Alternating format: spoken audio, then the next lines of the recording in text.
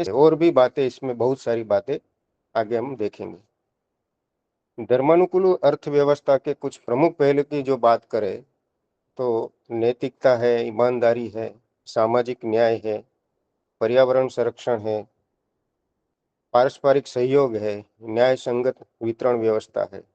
ये हमारे धर्मानुकूल अर्थव्यवस्था के कुछ प्रमुख पहलू बन सकते हैं। धर्मानुकूल अर्थ चिंतन के बारे में हमारे वेदों में बहुत कुछ कहा गया है। इसमें खास करके हमारे जो ऋग्वेद है, जिसमें धर्मानुकूल अर्थ चिंतन की संपन्नता, धन धान्य का प्राचुर्य तथा विभिन्न प्रकार की संपदा प्राप्त करने का उल्लेख ऋग्वेद में मिलता है। हमारी जो अर्जित संपदा है, इसका सदुपयोग कैसे करना, उसका उपदेश वेदों में दिया है। वेदों में कहा गया है कि यह प्राकृतिक संपदा तुम्हारी नहीं है, यह परब्रह्म का आवास है, यानी संपदा सबकी है। धन का अर्थ केवल पूंजी या मुद्रा माल नहीं था। अर्थ का त्याग पूर्वक भोग करो, अर्थात परस्पर आदान प्रदान करो, यानी सब में बांटकर खाओ। अमर्यादित किसी भी वस्तु का उपभोग ना करो। हमने किसी से कुछ लिया है तो उसे कुछ देना भी होगा, ये भाव भी इसमें रखना है। जितनी आवश्यकता है उससे अधिक नहीं लेना है। ये सारी हमारी धर्मानुकूल अर्थ चिंतन की बातें थी। ये हमारा धर्मानुकूल अर्थशास्त्र था। हम कहते हैं ना, हम किसी के घर में कुछ चीज हमको दे गए, पड़ोस वाले ही हमको कोई चीज एक कटोरी में दे गए, तो हमारी परंपरा ऐसी थी, इस समय में परंपरा थी, अभी तो लुप्त होती जा रही है, कि हम खाली कटोरी वापस नहीं देंगे, कुछ भर के देंगे, ऐसी भावना थी। वो धर्मानुकूल भावना थी, धर्मानुकूल अर्थ चिंतन था हमारा। अब ये दो पक्षों में आज हम धर्मानुकूल अर्थशास्त्र की बात करेंगे, एक तात्विक और व्यावहारिक। तात्विक दृष्टि से हम देखें तो पश्चिम के जो पूंजीवाद के पास दुनिया का सर्वश्रेष्ठ मस्तिष्क है, फिर भी पूंजीवाद एक हारी लड़ाई लड़ रहा है। आज आज हम देख रहे हैं विश्व की क्या स्थिति है, अमेरिका की क्या स्थिति है। आज तो वर्तमान में हम देख ही रहे हैं। उनके विद्वानों ने भी कहा है, विश्व में जो भी देश है, पश्चिम के देश है, सोवियत के जो भी देश है, इसके विद्वानों ने भी कहा है, किया है कि आज का जो पूंजीवादी जो इसका जो अर्थशास्त्र है, वो आशावादी अवधारणा की है। पूंजीवादी प्रणाली अधिक से अधिक 2 दशक तक जीवित रहेगी। आज की जो इनकी पश्चिम की जो अवधारणा है अर्थशास्त्र के संबंध में, वो अधिक से अधिक 2 दशकों तक जीवित रहेगी, इससे ज्यादा नहीं रहेगी। इसीलिए तीसरी दुनिया के देशों के लिए उनके विकास कदापि उचित नहीं होगा।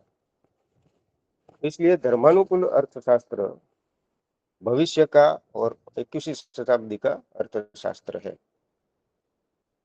मूलतः हिंदूवादी अर्थशास्त्र सही अर्थों में प्रतिस्पर्धा की अर्थव्यवस्था है, जो बाजार की एकाधिकारवादी प्रवृत्ति को जड़ से उखाड़ देती है। स्वनियोजन उसका मूल आधार है और लागत मूल्य तथा विलय मूल्य की पारदर्शिता उसका दर्शनीय स्वरूप है। वर्तमान और भविष्य के परिप्रेक्ष्य में अर्थशास्त्र को देखें तो वर्तमान और भविष्य के परिप्रेक्ष्य में अर्थशास्त्र हेतु वेदों और वैदिक साहित्य के आधार पर ही अर्थव्यवस्था का निर्माण, यही एकमेव विश्व शांति का आधार है। धर्मादि धर्म आधारित अर्थशास्त्र इस सदी की समाप्ति अर्थशास्त्र की दृष्टि से एक दूरदृष्टि को जन्म देने वाली सदी है, और हिंदू अर्थशास्त्र इस दिशा में उठाया गया एक ठोस कदम है। यूरोप और अमेरिका के विद्वान जहां अपने आर्थिक विचारों के आधार पर खड़ी की गई अर्थव्यवस्था के प्रति चेतावनी दे चुके हैं, पूर्व में मैंने जैसे कहा इस प्रकार कि विकसित देशों की ये अर्थव्यवस्थाएं अपने ही भार से ढह जाने वाली है। ये इनके वैज्ञानिकों ने किया है, जिसके अर्थशास्त्र के आधार पर आज हम चल रहे हैं, इसी देश के अर्थशास्त्रियों ने ये चेतावनी दी है।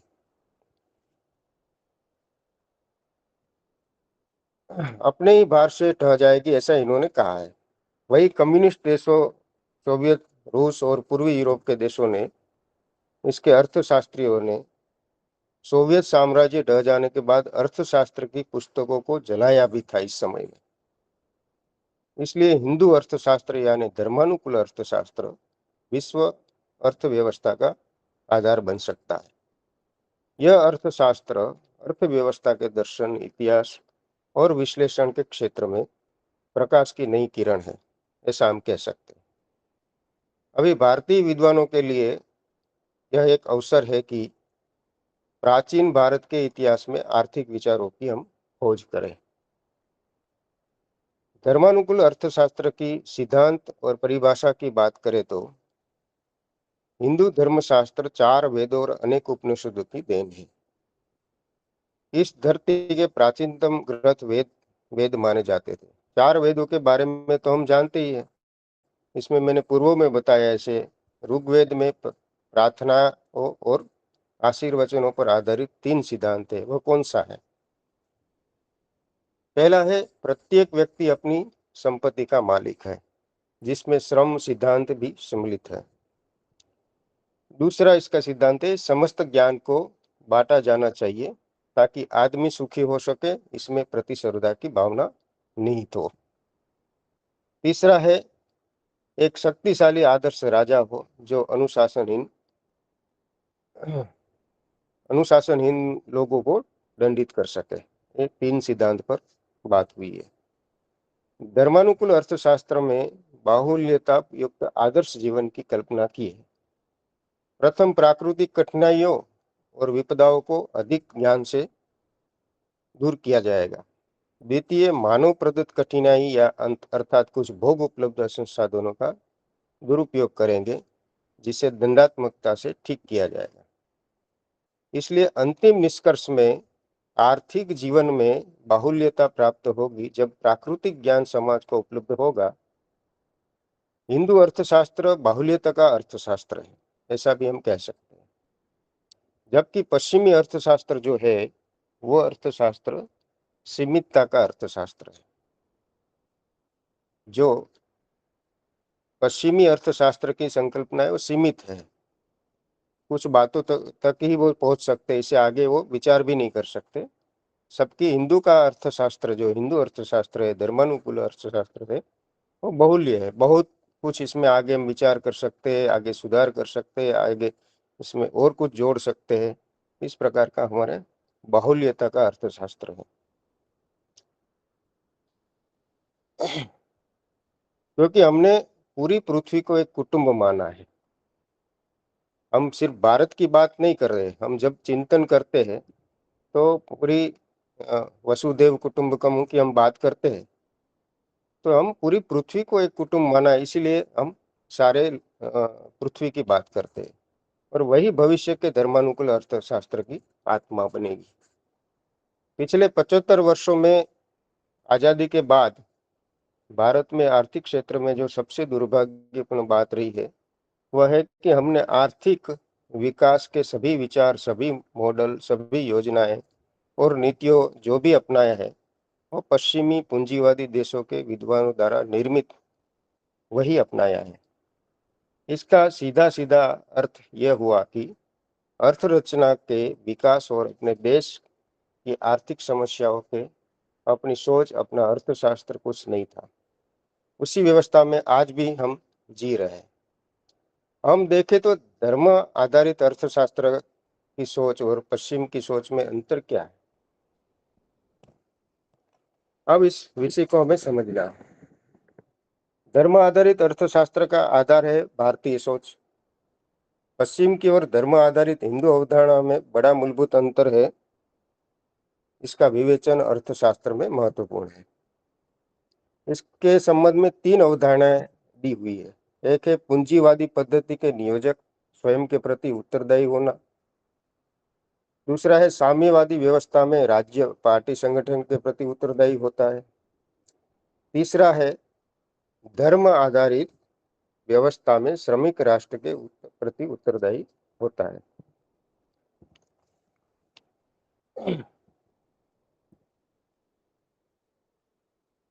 इसी प्रकार जटिल औद्योगिक ढांचे के बारे में धर्माधारित दृष्टि होती है। अब दोनों में अंतर क्या है? तो पश्चिमी सोच मूल्यवता और पैमाने भारतीय दृष्टि सोच और मूल्यवता से बिल्कुल अलग है। ध्यान देने पर ऐसा ध्यान में आता है कि पश्चिम की सोच टुकड़े वाली सोच है, जबकि धर्म आधारित सोच एकात्म सोच है। पश्चिम में मनुष्य के मात्र पदार्थ माना जाता है। धर्म आधारित सोच या हिंदू सोच में मनुष्य को भौतिक, आध्यात्मिक और बौद्धिक सम्मेलन का प्रतीक हमेशा माना गया है। पश्चिम मनुष्य को अर्थ और काम का गुलाम मानता है, जबकि धर्माधारित हिंदू सोच पुरुषार्थ का चतुष्टा है। पश्चिम व्यक्तिगत सुख चाहता है, जबकि धर्म आधारित सबका हित चाहता है। पश्चिम परिग्रह में विश्वास रखता है, धर्म आधारित परिग्रह में।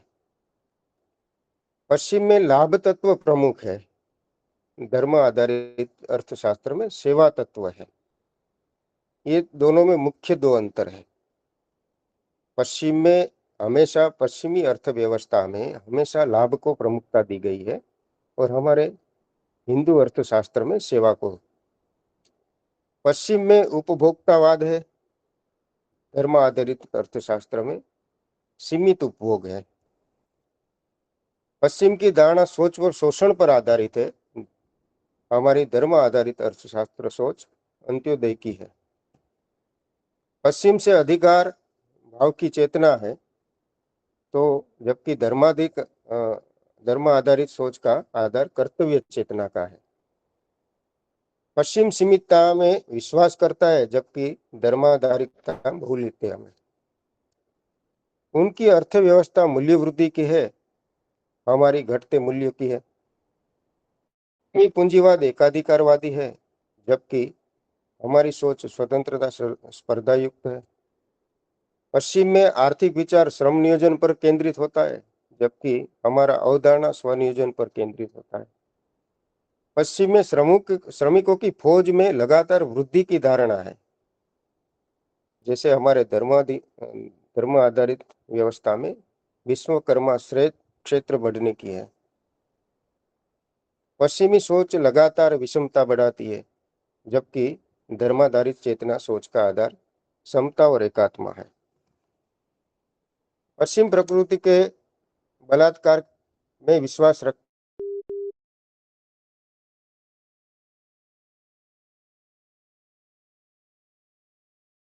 और तनाव पर आधारित है, जबकि हमारी धर्म आधारित सोच व्यक्ति, समाज और प्रकृति के मधुर संबंध पर आधारित होती है। स्पष्ट है कि पूर्व और पश्चिम का ये दो जीवन शैलियां, अवधारणाएं, सोच में क्या अंतर है। ये हमारे जो सारी बातें हुई है वो तात्विक बातें हुई। अब आज की समस्या क्या है और उनका निराकरण क्या है? आज हमारे देश की देखे तो अर्थव्यवस्था पूरी छिन्न विछिन्न हो गई। देश की सरकार हो या राज्य की सरकार हो, जिला तहसील हो, ग्राम स्तर की संस्थाएं हो, या आर्थिक दृष्टि से अत्यंत दुर्बल है, अथवा देशी या विदेशी ऋण के बोझ के नीचे कुचली हुई है। आज जो अर्थव्यवस्था हम देख रहे हैं वो सारी आभासी अर्थव्यवस्था देख रहे हैं। आर्थिक सहायता के नाम पर अन्य देश हमारी अर्थनीति को प्रभावित करते हैं। उसका दुष्परिणाम अंततोगत्वा प्रजा को ही भोगना पड़ता है, वो आज हम देख भी रहे हैं। प्रजा आर्थिक आधार पर दो हो गई है। एक वर्ग है धनिकों का और दूसरा है गरीबों का। धनिक दिन ब दिन अधिक धनिक हो रहे हैं और गरीब दिन ब दिन अधिक गरीब हो रहे हैं। वो आज हम देख भी रहे हैं। धनिकों की संख्या दिन हर रोज कम हो रही है, ऐसा हम कह सकते हैं। गरीबों की संख्या बढ़ रही है, क्योंकि लोगों की आवश्यकता बढ़ी है, उपभोग की मांग भी बढ़ी है और आय के सामने व्यय की मात्रा भी बढ़ी है, इसीलिए गरीबी दिन ब दिन बढ़ती जा रही है। इस जड़ इसकी जड़ हमारी गलत आर्थिक संकल्पना है, ऐसा हम कह सकते हैं। भारत के प्राचीन शाश्वत सर्व कल्याण चिंतन का त्याग करने के ये परिणाम है। इस देश पर जब अंग्रेजी शासन था, तब उनकी स्वार्थी एवं भोगवादी जीवन संकल्पना ने इस देश की अर्थव्यवस्था को छिन्न भिन्न कर दिया था। उन्होंने भारत की संपत्ति और समृद्धि को लूटा, भारत की प्रजा के पुरुषार्थ को नष्ट कर दिया, देश को गरीब बना दिया इन्होंने। यदि इतना ही होता तो इतनी चिंता का विषय नहीं होता, परंतु अंग्रेजों के जाने के बाद खोई हुई समृद्धि को हम वापस प्राप्त कर लेते, परंतु अंग्रेज केवल हमारी भौतिक समृद्धि को नहीं ले गए थे, वे हमारी प्रज्ञा और नीति को भी ले गए थे। इन्होंने विद्यालय और महाविद्यालयों की शिक्षा का यूरोपीकरण किया, हमारी बुद्धि, हमारी समाज, हमारी मानसिकता को सारे में बदलाव कर दिया। स्वतंत्रता प्राप्ति के बाद इस बदली हुई बुद्धि, समझ और मानसिकता का त्याग हम नहीं कर सकते और कर भी नहीं सके। कर तो सकते थे पर कर नहीं सके। हमने शिक्षा का तंत्र तो यथावत रखा, मानो स्वतंत्र भारत यूरोप का प्रतिनिधि बनकर ही अपना व्यवहार चला रहा है। आज इंग्लैंड और यूरोप के अन्य देशों का स्थान अमेरिका ने लिया है, इसलिए भारत यूरोप परस्त होने के स्थान पर अमेरिका परस्त बन रहा था। आज अमेरिका की स्थिति क्या है हम सब देख सकते हैं।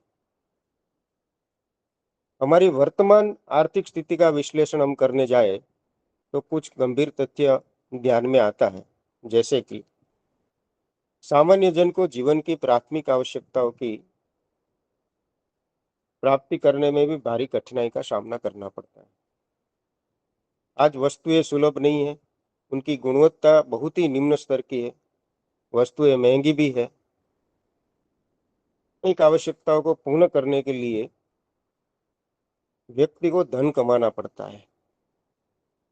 आज सामान्य मनुष्य के लिए अर्थार्जन के अवसर उपलब्ध नहीं है। बेरोजगारी की समस्या गंभीर से गंभीर बन रही है। क्यों बन रही है? हम देख रहे हैं कि आज भारत के अंदर छोटे छोटे गांव, जो भी गांव है, हमारी भारतीय परंपरा में जो समृद्धि रही है देश की, वो गांवों से रही है। आज गांव खाली हो रहे हैं, सब लोग शहरों की ओर दौड़ लगा रहे हैं।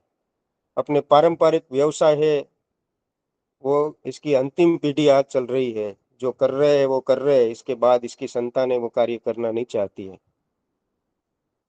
अच्छा से अच्छा व्यवसाय जो था, धर्मानुकूल अर्थ व्यवसाय हम कह सकते हैं, हमारी परंपरागत व्यवसाय हम जिसको कह सकते हैं, इस व्यवसायों को छोड़कर आज आधुनिकता की जो दौड़ लगी है, वो हमारे अर्थशास्त्र के लिए घातक बनी है।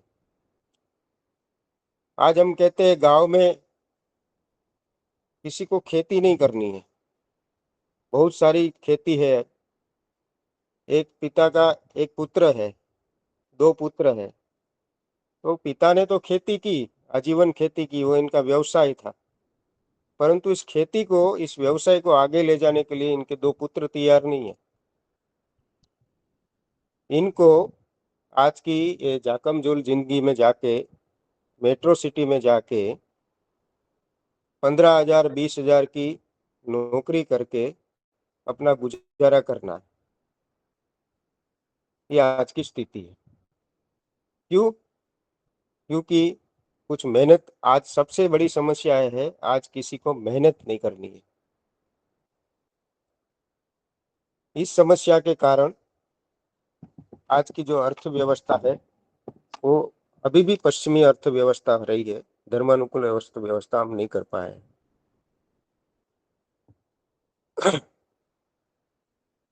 प्राथमिक आवश्यकता की वस्तुओं की उत्पादन की मात्रा और गुणवत्ता दोनों आज हमारे देश में कम हुई है।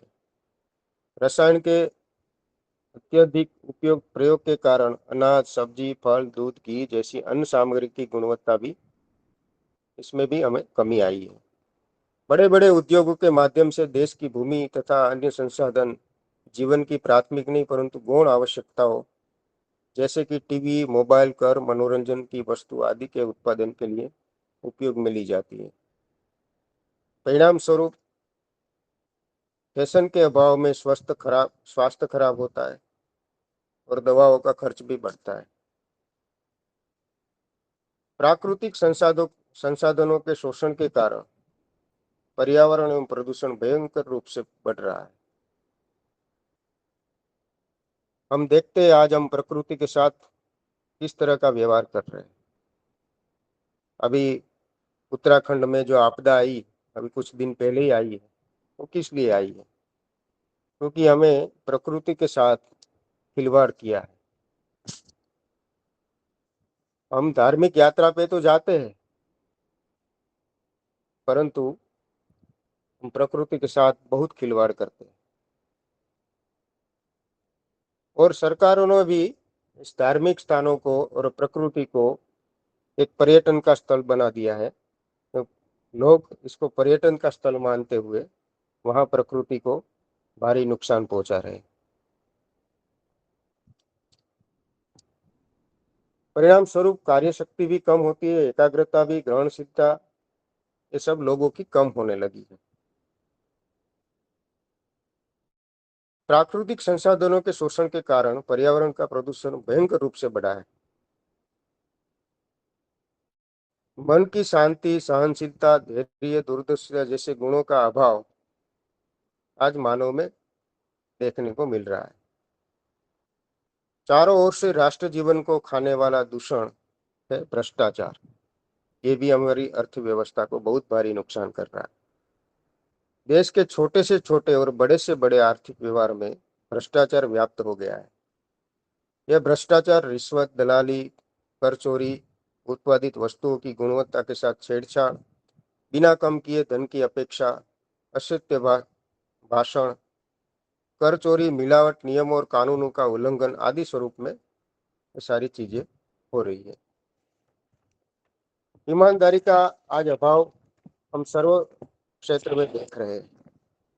पाप पुण्य की संकल्पना का त्याग, देशभक्ति का अभाव आदि अनेक दूषण ऐसे हैं जो अर्थ व्यवहार में नीतिमत्ता को आवश्यकता नहीं मानने के कारण से पनपे हैं। विकास की गलत अथवा पाश्चात्य संकल्पना के कारण वहां सड़क, बड़ी इमारतें, यंत्र, सुख सुविधा की सामग्री, मनोरंजन के साधन विकास के प्रतीक बन गए हैं। परंतु ये सारी बातें हमें विनाश की ओर ले जा रही है।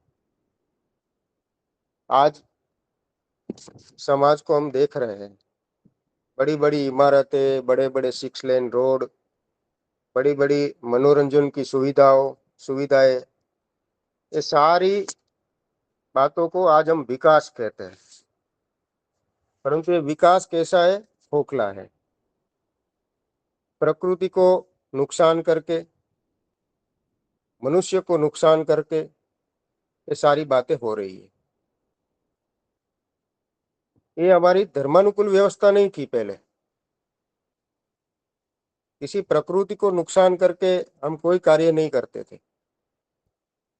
और मैंने पूर्व में भी बताया, कुछ लेना है तो कुछ देने की भावना हम रखते थे। आज हम देखते हैं कि बड़े बड़े रोड बन रहे हैं, रोड में कई कितने वृक्ष को काटे जाते हैं, परंतु इसको फिर से वृक्ष को लगाना ये फिर से नहीं होता है। इसलिए हम प्रकृति का नाश करते जाते हैं, परंतु प्रकृति का फिर से हम इसको कुछ देने की भावना हमारे में नहीं रहती है। यह वर्तमान स्थिति का संक्षिप्त विश्लेषण है। हम इस चित्र को बदलना चाहते हैं। एक बड़ा आह्वान है और बड़ी चुनौती भी है। यदि हम इस स्थिति को बदलने की योजना का प्रयास नहीं करते हैं तो परिस्थिति का विश्लेषण या निरूपण करना केवल औपचारिकता ही होगी हमारे लिए। गत अनेक वर्षों से शिकायतें करना और दुखी होना ही चल रहा है, हम देख रहे हैं। हम कुछ लोग दुखी होते हैं सिर्फ कि अरे ऐसा हो रहा है, ऐसा हो रहा है, ऐसा हमारी धर्मानुकूल अर्थव्यवस्था ऐसी थी, आज की अर्थव्यवस्था ऐसी है। तो इसका बदलने के लिए क्या करना है, ये जरूरी है। इतना जरूरी होता है कि हमें ये विचित्र आश्वासन अवश्य मिलता है कि हम देश की समस्याओं को जानते और समझते हैं। दुख प्रकट कर देने से मन का बोझ भी कुछ हल्का होता है।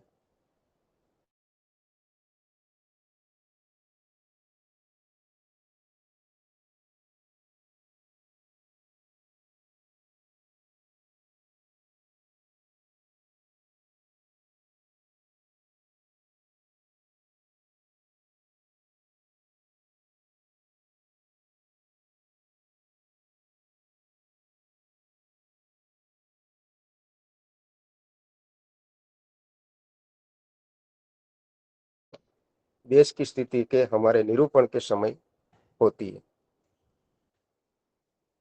हम शिकायतें अधिक करते हैं, उपाय योजना का विचार कम करते हैं। हम शिक्षा के बारे में बात कर रहे हो या अर्थव्यवस्था के बारे में बात कर रहे हो, तो हम देखते हैं कि हम कहते हैं कि अंग्रेजों ने आके ये किया, वो किया, इन्होंने सारी हमारी अर्थव्यवस्था, संस्कृति को नष्ट किया। परंतु ये हमारी शिकायतें हैं। अब हो तो गया है, परंतु इसका उपाय क्या करना है, इसके पर हम विचार कम करते हैं। परंतु ऐसे हम चलने वाला नहीं है। हमें इस स्थिति को बदलने के लिए सिद्ध होना ही पड़ेगा। हम प्रजा को, देश को, विश्व को विनाश की की ओर गसते हुए देख नहीं सकते। इस गति को रोकना हमारा कर्तव्य है। इसमें कोई संदेह नहीं कि हमारी आज की आर्थिक स्थिति बदल सकती है। हमें वर्तमान स्थिति का स्वीकार कर लेने की या दुर्भाग्यपूर्ण या अंधकारमय भविष्य के शरण में जाने की, हताशा या निराश होने की कोई आवश्यकता नहीं है। साथ ही यह भी निश्चित है कि वर्तमान स्थिति को हम ही बदल सकते हैं। हमसे अधिक सक्षम कोई नहीं है। साथ ही इस परिवर्तन का दायित्व भी हमारा है। कोई आकर हमारी स्थिति को बदल देगा, ये बदलने वाला नहीं है। हमको ही ये स्थिति को बदलना है। इसका अर्थ क्या है? इसका अर्थ है कि हमारी अर्थात भारतीयों की वृत्ति, शक्ति, बुद्धि और कृति से ही ये स्थिति में परिवर्तन आएगा। हमारे अपने लिए भी और विश्व के लिए भी हमें ये चुनौती का स्वीकार करना पड़ेगा। हमारी क्षमताओं के बारे में हमें श्रद्धा होनी चाहिए और वो बनी रहनी चाहिए। वर्तमान स्थिति में परिवर्तन करना है तो दीर्घ अवधि की योजना हमें बनानी पड़ेगी। यह बात सही है कि तत्काल निराकरण करने की आवश्यकता है, ऐसी समस्याएं असंख्य है। परंतु हमारे 100% संसाधन केवल इन्हीं समस्याओं के निराकरण में लगा देना उचित नहीं होगा, ऐसा मुझे लगता है। हमारे यथासंभव अधिक संसाधन चिंतन तथा शाश्वत उपाय खोजने में ही लगाना चाहिए।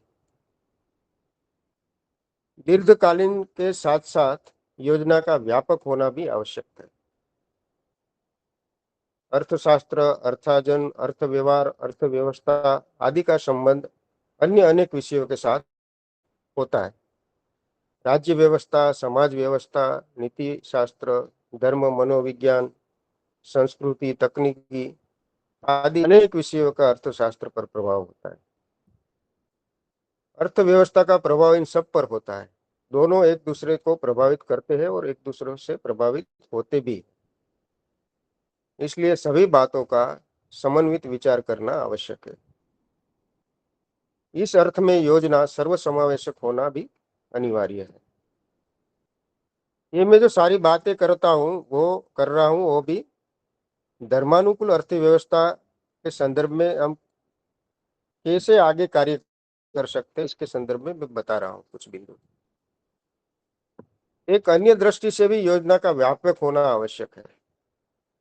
अर्थ का जो संबंध होता है वो छोटे बड़े सभी के साथ होता है, जीवन के सभी व्यवहारों के साथ होता है।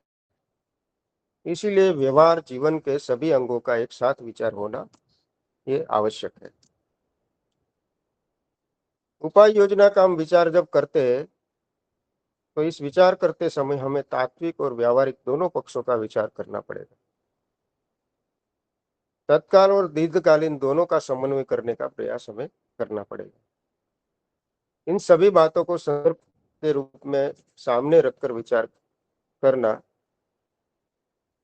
इस विचार करते करते कुछ सूत्र जो समझ में आता है वह है कि हमें भारतीय ज्ञान धारा का आधार लेकर चिंतन शुरू करना पड़ेगा। भारतीय अध्यात्म शास्त्र और उससे निर्मित धर्म शास्त्र को आधारभूत बना के हमें आगे चलना पड़ेगा। व्यवहार जीवन की सभी व्यवस्थाएं धर्मानुसार होनी चाहिए और यदि नहीं है तो हमें ऐसी बनानी चाहिए। इस सिद्धांत का हमें स्वीकार भी करना चाहिए। अर्थ व्यवहार में नीतिमत्ता और अनिवार्यता का स्वीकार हमें करना पड़ेगा। आज जो बोला जाता है, सिखाया जाता है, व्यवहार में तथा व्यवस्था में स्थापित किया जाता है कि अर्थशास्त्र का की नीतिमत्ता से कोई लेना देना नहीं। इस सूत्र को हमें बदलना है। इस सूत्र को बदलकर धर्म विरोधी अर्थशास्त्र कभी हो ही नहीं सकता। यदि है तो वह विनाशक होगा। ये हमें समाज को समझाना होगा। इस सिद्धांत को आधारभूत बनाना पड़ेगा। राज्य के अर्थ व्यवहार को माननीय बनाना पड़ेगा। हमारे हमें इतिहास की ओर दृष्टिपात करना होगा। हमें 200 वर्ष पूर्व तक विश्व के सबसे धनवान देशों में एक थे। अभाव क्या होता है इसका हमें पता नहीं था। हम इतने धनवान कैसे बने यह हमें समझना होगा। कला, कारीगरी, उद्योग और उत्पादन, विपुलता और गुणवत्ता को हमने किस प्रकार प्राप्त किया। विश्व के आर्थिक क्षेत्र पर हमारा कैसा प्रभाव था यह हमें समझना होगा। इस समय के आर्थिक क्षेत्र में सर्वाधिक विकसित देश आज विकासशील कैसे हो गया, उसकी कारण मीमांसा भारत के आर्थिक इतिहास के आधार पर करनी होगी। आर्थिक स्थिति के संदर्भ में भारत के विषय में विदेशी विद्वान, उनसे प्रेरित, निर्देशित और नियंत्रित होने वाले देशी विद्वान और उनसे प्रभावित होने वाले भारत के सामान्य लोगों के मन में पर्याप्त मात्रा में गलत धारणाएं आज प्रवृत्त रही है। वो हम देख भी रहे हैं। उदाहरण के लिए देखें तो भारत में वस्तु विनिमय पद्धति थी और वो अव्यावहारिक और जटिल होने के कारण से प्रचलित हुई और अंग्रेज इस प्रथा को हमारे देश में लाए। एक प्रचलित धारणा है। भारत के उद्योग, उत्पादन, उनकी विपुलता और गुणवत्ता के बारे में हमें जानकारी करनी पड़ेगी। इतिहास और मनोविज्ञान दोनों दृष्टि से यह जानकारी हमें उपयोगी होगी। हमारी जो समाज व्यवस्था थी वो हर व्यक्ति और हर परिवार को आर्थिक दृष्टि से किस प्रकार सुरक्षा प्रदान करती थी यह भी हमें समझना पड़ेगा। साथ ही राज्य व्यवस्था प्रजा की आर्थिक स्वावलंबिता और अर्थ स्वतंत्रता किसी प्रकार पोषक बनती थी उसका भी हमें अध्ययन करना पड़ेगा।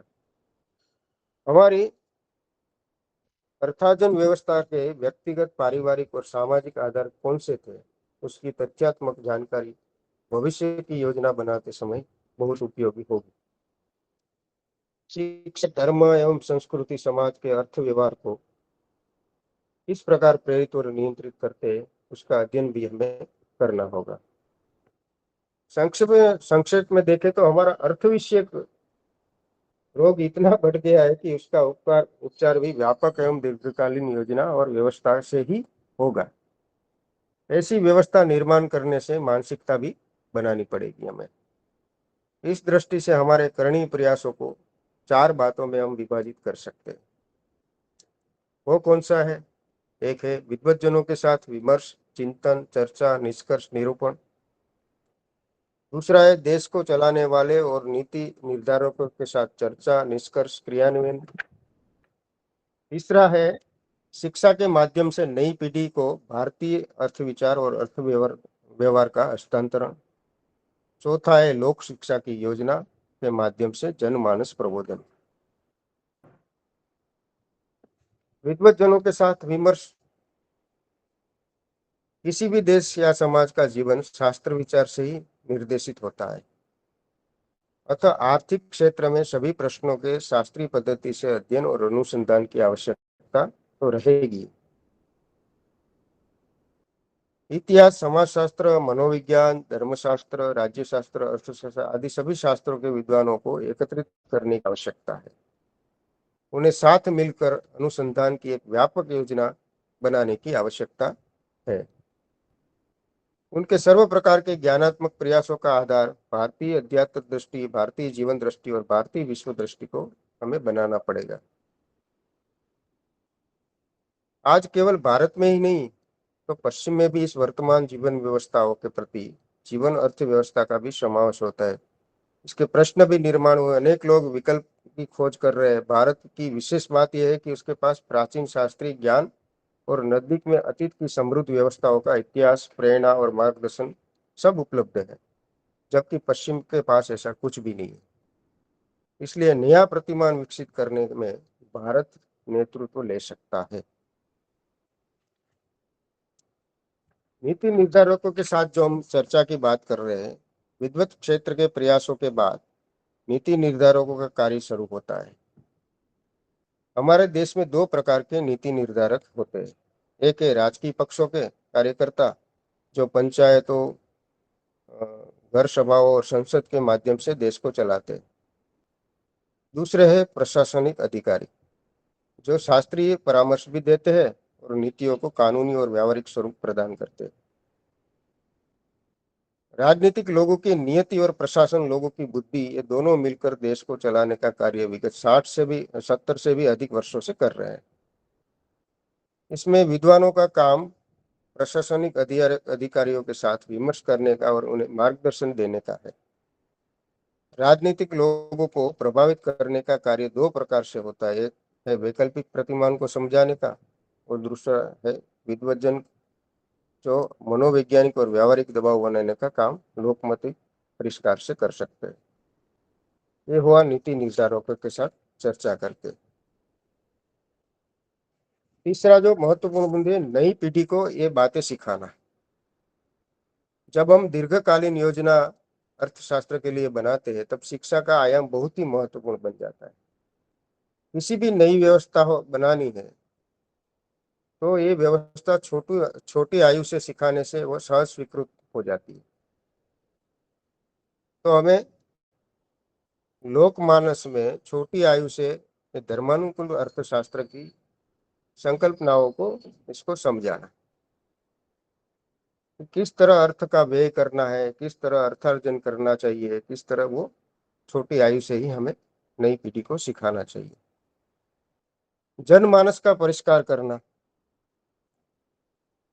जब जनमानस को है तो वो लोक शिक्षा के माध्यम से होगा, संचार माध्यम से होगा। संचार माध्यम आज जनमानस को अत्यंत प्रभावित कर रहा है, वे बच्चों को भी बहुत प्रभावित करता है। अतः संचार माध्यमों को दिशा देने का कार्य भी अत्यंत महत्वपूर्ण होगा। इसके बाद जो अर्थशास्त्र और शिक्षा की बात करें तो भारत में परंपरा का बहुत महत्व रहा है। ज्ञान परंपरा, कुल परंपरा, संस्कार परंपरा, कौशल परंपरा, व्यवसाय परंपरा जैसी अनेक विविध परंपराओं के माध्यम से संस्कृति का हस्तांतरण एक पीढ़ी से दूसरी पीढ़ी में हुआ है। तो हम दूसरी जो तात्विक बातें हमारी जो हुई, इसके बाद हमने जो बातें रखी, वो दूसरी बातें थी कि ये समस्याएं क्या है और इसका निराकरण क्या है। हम किस किस इस धर्मानुकूल अर्थव्यवस्था की ओर जाने के लिए हमारे प्रयास क्या क्या हो सकते हैं, इसके बारे में मैंने अपनी जो समझ थी इसके आधार पर मैंने समझाया। मैं दो बातों को रख के मेरी बात पूर्ण करूंगा। मैं कुछ रिपीटेशन होगा, परंतु विदेशी मॉडल हमारी धर्मानुकूल अर्थव्यवस्था का क्या था और धर्मानुकूल देशी मॉडल क्या हो सकता है, इसके बिंदु बना के बता के मैं अपनी बात पूर्ण करूंगा। विदेशी जो मॉडल था, इसमें अमर्यादित उपभोक्तावाद था। दूसरा था समाज हितार्थ उत्पादन पद्धति का विस्तार था। विपुल प्रमाण में उत्पादन था। निजीकरण और जागृतिकरण और उदारीकरण का प्रादुर्भाव था। आधुनिक पूंजीवाद में सामूहिक योजनाओं का प्रादुर्भाव, शीघ्र समाज विकास करते समय व्यक्ति को वस्तुरूप समझना, गरीब और अमीर के लिए उपभोग के लिए उत्पादन में वृद्धि, पूंजीवादी अर्थव्यवस्था और नैतिक विकास को महत्व नहीं दिया जाता था। सरकार आर्थिक योजनाएं निश्चित करती है, आवश्यकता अनुसार हस्तक्षेप किया जाता था। विस्तृत मात्रा में उत्पादन किया जाता था, अधिकारों का केंद्रीकरण किया जाता था, बड़े पैमाने पर शहरीकरण किया जाता था, असमानता का निर्माण होता था, यांत्रिकीकरण बढ़ता था, सृष्टि में असंतुलन बढ़ता था, पर्यावरण का ह्रास होता था, टुकड़ों टुकड़ों का विचार किया जाता था। ये विदेशी मॉडल था। धर्मानुकूल देशी मॉडल करना, और धर्मानुकूल देशी मॉडल क्या था? तो इसमें सीमित उपभोग का वाद था।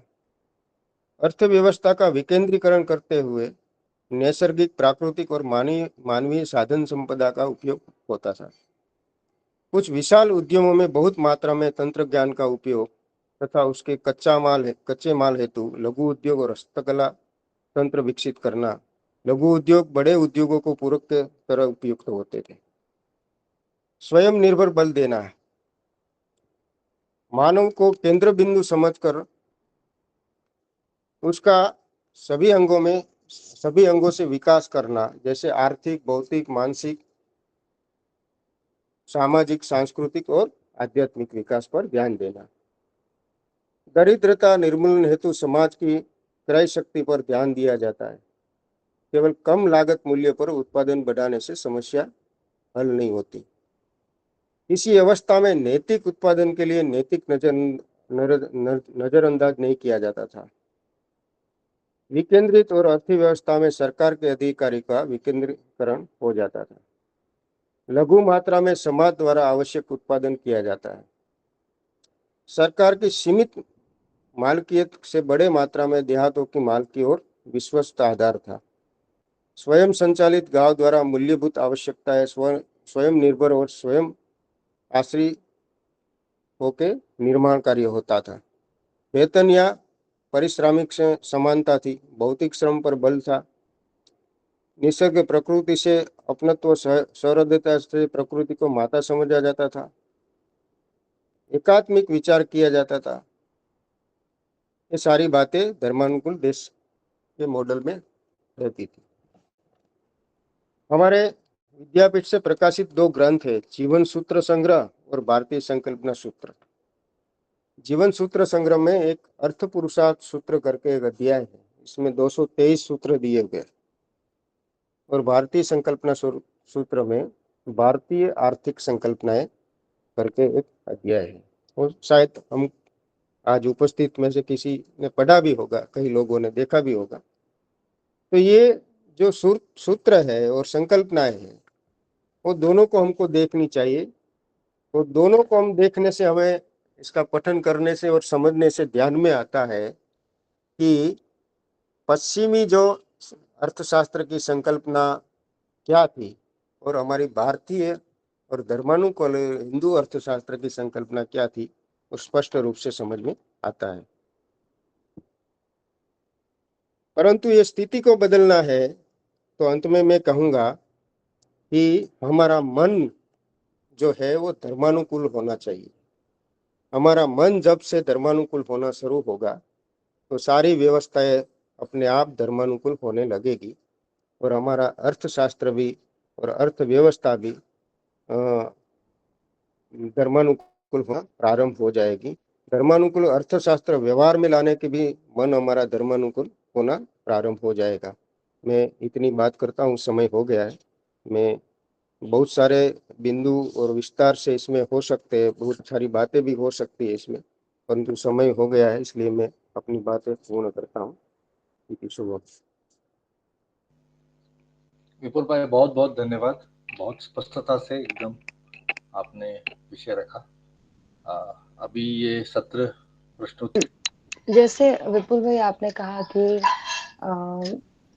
किसान का बेटा किसान नहीं बनना चाहता, तो मैं जी। इस साल की ही बात करूं तो किसान का बेटा किसान क्यों नहीं बनना चाहता, उसका एक कारण मुझे ये दिखाई देता है जी। कि ये जो 12 महीने जो इसने मेहनत की, उस पे पानी फिर गया।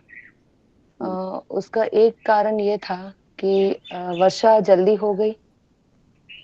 उसकी वजह से जो भी उत्पादन उसने उत्पाद किया था, जो भी उगाया था उसने, वो सब कुछ पानी में बह गया। हम्म, अ, दूसरा कि जब दूसरी सीजन उगाने का समय आया, चलो उसको तो उसने कैसे भी करके निपटा लिया, पहली फसल जो थी उसको। दूसरा जब समय आया उगाने का, तब भी वर्षा हुई, तो खेतों में पानी भर गया। तो वो दोबारा बो नहीं पाया कुछ भी, और इसी तरीके से समय निकल गया। और अब जो भी उसने बोया है, वो अब कितना समय लेगा और प्रकृति उसको कितना साथ देगी, उस पे डिपेंड करता है। तो अगर वो सिर्फ हम खेडूत को देखें, किसान को देखें, तो अगर वो सिर्फ खेती पे निर्भर करता है, तो उसमें से उसे कुछ भी नहीं मिलता है। ये मेरा अब तक का अनुभव रहा। जी।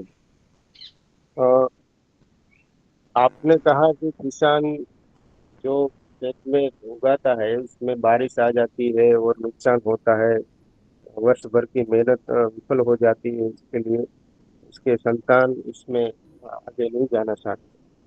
परंतु जो स्थिति का निर्माण हुआ है, अ, हमारी पहले पूर्व में तो ऐसा था, जिस समय में बारिश आनी चाहिए इस समय में आती थी, जितनी आवश्यकता है इतनी आती थी। परंतु आज क्यों ऐसी स्थिति बन रही है कि अ, बारिश के समय बारिश नहीं आ रही है, जो आ रही है वो विनाशक आ रही है। किस लिए आ रही है? क्योंकि इसके जिम्मेदार हम ही हैं, क्योंकि हमने प्रकृति को नुकसान पहुंचाया है, भयंकर नुकसान।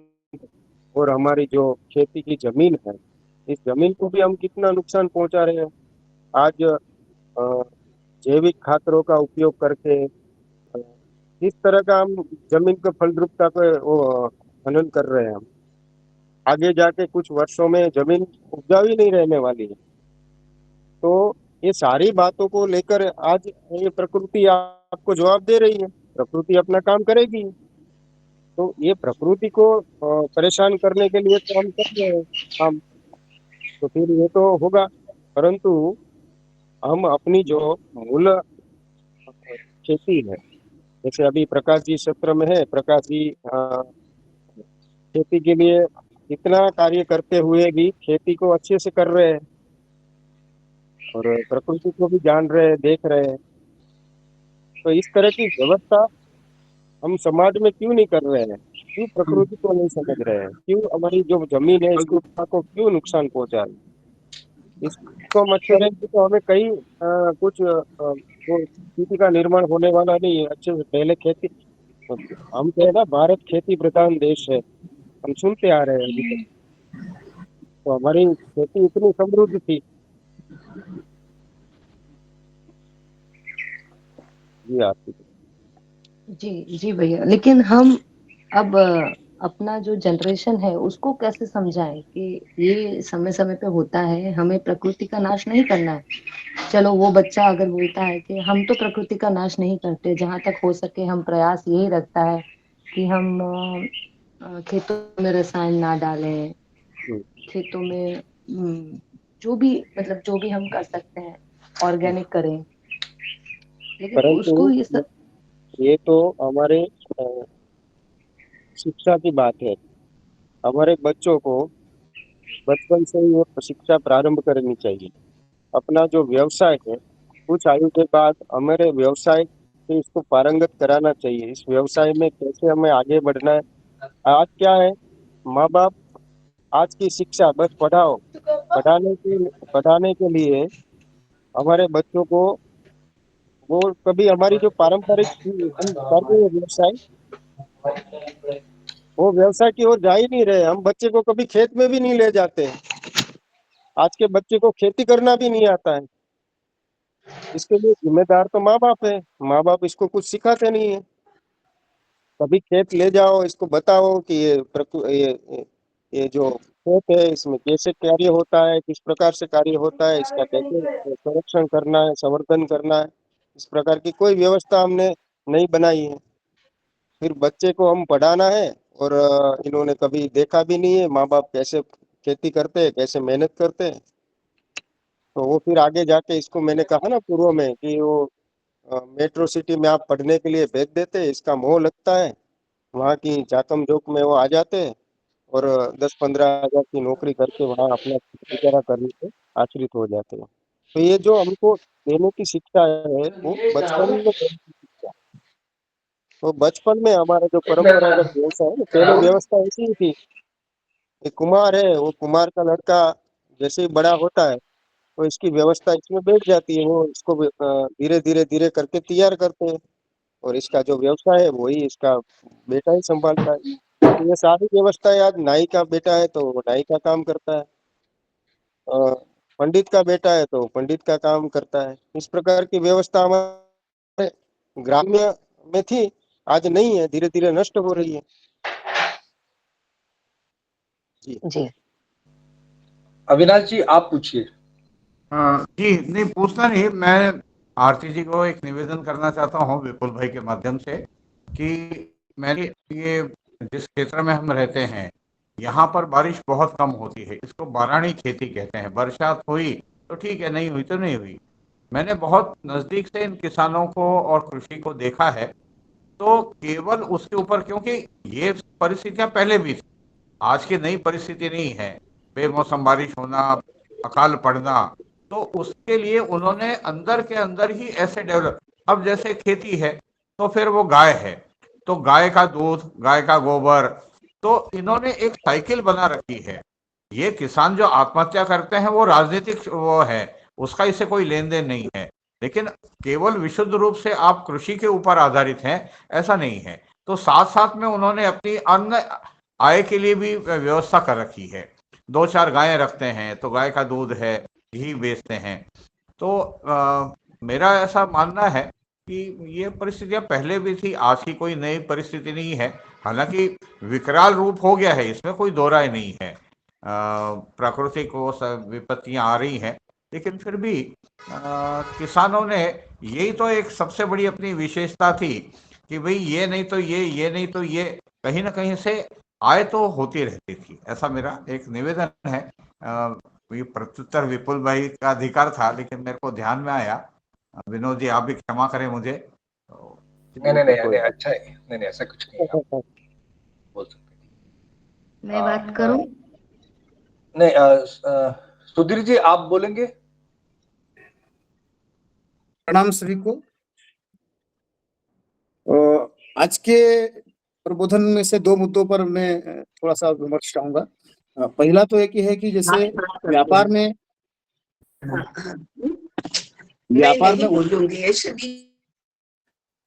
उत्पादन की गुणवत्ता और प्राइसिंग में पारदर्शिता, तो इसके ऊपर कुछ काम हो रहा है कि क्योंकि ये बहुत ही कली का मुद्दा जिसको कहते हैं वो है।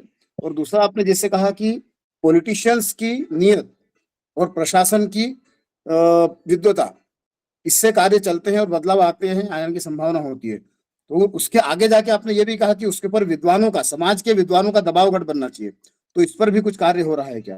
तो इसकी जानकारी अभी या बाद में कभी मिलेगी तो मेरे ख्याल से एक अच्छा जुड़ाव रहेगा वो। जी ये थोड़ा चर्चात्मक विषय है, साथ में बैठ के या तो साथ में बात करके वार्तालाप हो सकता है, परंतु इस प्रकार के प्रयास तो विद्वज्जन ही कर सकते हैं, जो सही में धर्मानुकूल अर्थव्यवस्था को समझते हैं, सही में इसके पर जो चिंतन किया हुआ है, ऐसे लोग ही ये कार्य को कर सकते हैं।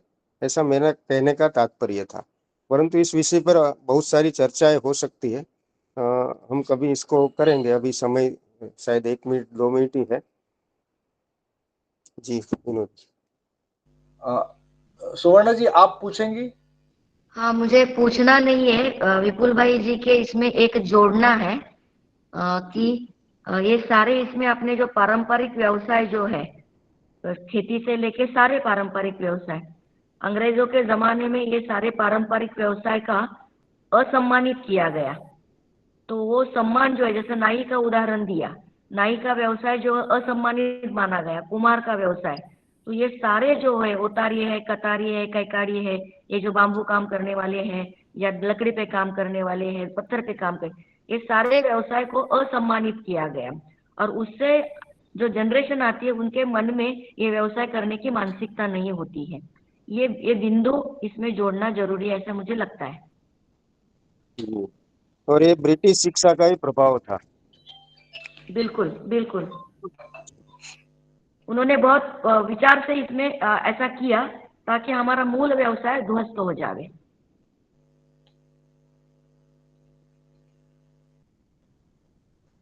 अनुपमा जी, आप कुछ पूछना चाहती हैं? नहीं, पूछना नहीं है।